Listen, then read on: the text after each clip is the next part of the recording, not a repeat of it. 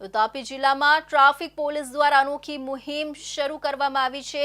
લોક સુરક્ષાની સાથોસાથ અબોલ જીવોની સુરક્ષા માટે જીવદયા પ્રેમીઓને સાથે રાખીને રખડતા ગૌવંશના ગળે રેડિયમ બેલ્ટ બાંધવાની તજવીજ તાપી જિલ્લાની ટ્રાફિક પોલીસે હાથ ધરી છે।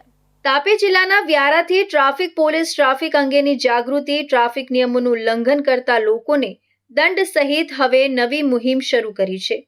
રોડની વચ્ચે અડીંગો જમાવી બેસેલા કે રોડ પર ફરતા મૂંગા પશુઓને લઈ ઘણીવાર નાના મોટા અકસ્માતો રાત્રિ દરમિયાન થતા હોય છે, જેમાં પશુઓ અને વાહન ચાલકોને પણ ઈજા થતી હોય છે। આ મુદ્દે સંવેદનશીલતા રાખીને તાપી જિલ્લા ટ્રાફિક પોલીસ દ્વારા અબોલ પશુઓના ગળે રેડિયમ બેલ્ટ બાંધવાની મુહિમ શરૂ કરી છે।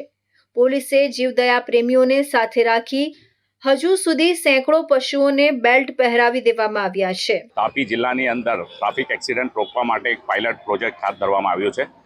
જે અનુસંધાને એક મુદ્દો એ છે કે રોડ ઉપર જે પશુઓ બેસેલા હોય છે રાતના સમયે, અને હાઈ બીમ હોય તો ઠીક, પરંતુ ગાડીના લાઇટના લો બીમમાં ઘણી વખતે એ લોકો દેખાતા નથી, જેના લીધે પશુઓને બી નુકસાન જાય છે અને ટ્રાફિકના એક્સિડન્ટ થાય છે। તે અર્થે વ્યારા ટાઉનની અંદર રહેતા પશુ પ્રેમીઓને સાથે રાખી અને ગાય તથા બીજા પશુઓના ગળાની ઉપર રેડિયમ પટ્ટી લગાવવાની કાર્યવાહી હાથ ધરવામાં આવી છે।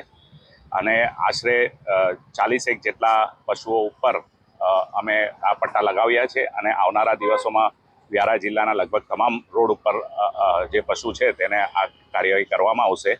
અને પબ્લિકને એક વિનંતી છે કે આના ગળામાંથી પ્લીઝ મહેરબાની કરીને કોઈ આ પટ્ટાઓ કાઢી નહીં જશો। તાપી ટ્રાફિક પોલીસની આ માનવીય પહેલ માત્ર રસ્તાઓને સલામત બનાવશે જ નહીં, પણ અબોલ જીવના પ્રાણ પણ બચાવશે।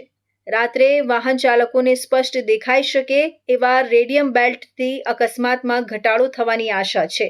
આ કાર્ય માટે સમાજના દરેક વર્ગને સહયોગ આપવા અનુરોધ કરવામાં આવ્યો છે।